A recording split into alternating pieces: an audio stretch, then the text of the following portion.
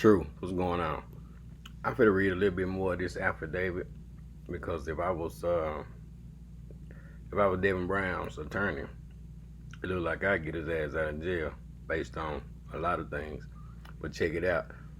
They only mention Kewon White, Banzo Bling as being following MO3. They didn't say Devin Brown was even on the scene. They only mentioned Banzo Bling, Kewon White as doing a stakeout. They don't say Devin Brown. Devin Brown was only implicated by the call logs that he was talking to Kewon White. But when they did the cell phone trace, they plotted it on the map. They didn't say Devin Brown was following MO3.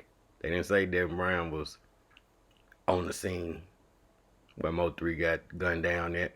They said Kewon White was. So in the court of law, you wouldn't even be able to prove. The only thing you can prove is that I was talking to Kewon White. So what? So what? That don't prove me guilty of murder. So we finna read this affidavit, and I'm gonna let y'all decide, cause I've been through the system enough I've been through the system enough to understand how reading this. You know how they talk in jail? Is all they do is show paperwork. So both of them got the same paperwork. They got the discovery packs. But check it out. See if y'all agree. Detective Anderson obtained cellular phone location data records for suspect White that showed to be in the vicinity of witness Jackson's apartment. Now they should have gone ahead and said Josie Jackson. These folks be trying to call her a witness in most of the affidavit, then slip up and say witness Jackson apartment the night before and the morning of the offense where the deceased complainant stayed. So they saying the cellular phone data said Kewon was out there that night and the morning. Well, damn, the video from the next door neighbor said that. We still ain't figured out yeah, about that. But let's continue. The data obtained was plotted. That means they put it, they get the pings from the towers, put them on the map, put some damn red thumbtacks in them, and follow the course. So that means they had got MO3 phone, because people be asking, somebody took MO3 phone off the scene. I mean, people be saying somebody took MO3 phone off the scene. I be like, well, if they took MO3 phone off the scene, that might be possible. That might be possible. So let me hold back on that one, because they clearly said they plotted it on a map. So that means it wouldn't do no use unless they had MO3, some blue thumbtacks right next to Devin Brown. I mean, Kewon White thumbtacks to show that they was going the same way, and one had to be in front of the other. So yeah, whether they need the phone to do that or not, it depends. I don't know.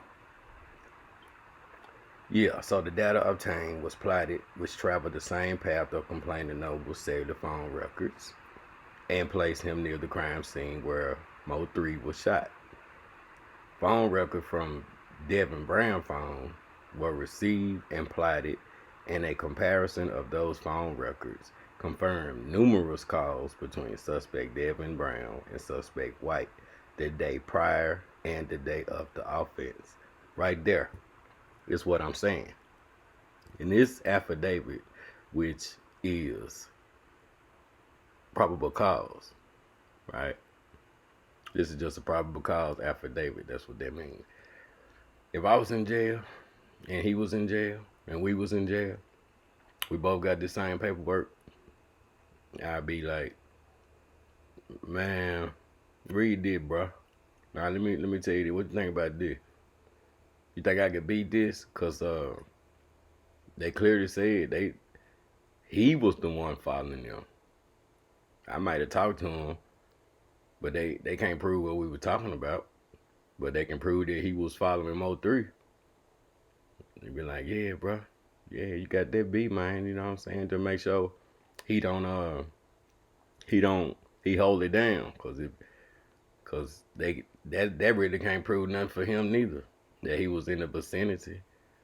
These are pings, but then that damn videotape, that they got from the neighbor, either it shows the license plate or it don't. But if it shows just a black Camaro, that don't mean nothing without the tags. It's plenty of black Camaros.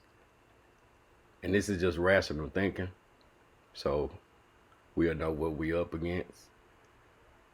But if they got out the car, which they probably didn't. Everything else on that videotape. So we gonna have to wait and see. So that's what I want to bring to your attention. And this right here, there appeared to be active phone call communication that occurred between Banzo and Devin Brown, while complaining Noble was followed after he left Josie's apartment. They still trying to say witness, but then they gonna blot out Jackson down here and then put Jackson up there. Okay, well, we know you the witness, and we also know you had, why you bring your little son into that? Because they got him listed as a witness too, the juvenile witness. So y'all just downtown, everybody downtown like getting interviewed. So you was down there talking for, y'all down there talking for real. But yeah, so they saying Devin Brown was on the phone with Kewon White while he was following MO3. I mean, shit, it could have been the train, it could be one of the training girlfriends, it could have been anybody. That don't prove nothing. That's just a coincidence. I would beat that until you shut your ass up. And gonna move on to some real evidence. And this is just open-minded thinking, you know. So I just wanted to bring that to your attention. I told y'all I was gonna break down this affidavit and look at it and let y'all know. So based on with the phone call that was just released from Devin Brown calling from, okay, we heard that somebody ran off with a lot of his stuff. Well, that happens. that's typical. Now, who it is that ran off with a lot of this stuff, I don't believe it could have been Josie, the baby mama, because she say they ain't had no, they wasn't even close like that. But then she was listening to her sisters anyway, getting all the answers from her sisters. And I think we know who started snitching. And Jackie, you're gonna have to take your job. You know what I'm saying? I mean, so y'all in the middle of some shit and the cover up trying to tell your sister what to do. So that means tell me it must be ringing true that y'all put her in the middle of some shit. But then she wrong as hell too. She still don't get no pass, Josie. I ain't saying you might do know, but the way I'm feeling at this level of the game is that you found out and you knew, but you just didn't say shit. You know what I'm saying? And then you became a co-conspirator in the cover-up by going down there and telling the police what you want them to know, but don't tell them, don't implicate your sisters. That's what I think. So either way, your ass is in it. Now, whether they gave you immunity or not, that's yet to be determined. Right now, I'm just going off what I got, because I'm going back and I'm just keeping it real and open-minded, because you can see things clearly when you're open-minded. True, y'all let me know what y'all think about that. I got part 3 coming soon with the last piece, but I have to lay back and meditate on it. I have to do other things. There's a lot of things going on in the world, so I really can't stick on MO3's, justice for MO3 always, but at the same time, life is still going on around us, so I never forget though, and I'll be there watching the trial of the century, if it is, unless everybody gonna take a plea deal. But they still gotta deal with God, and karma is a motherfucker. True, I'm out.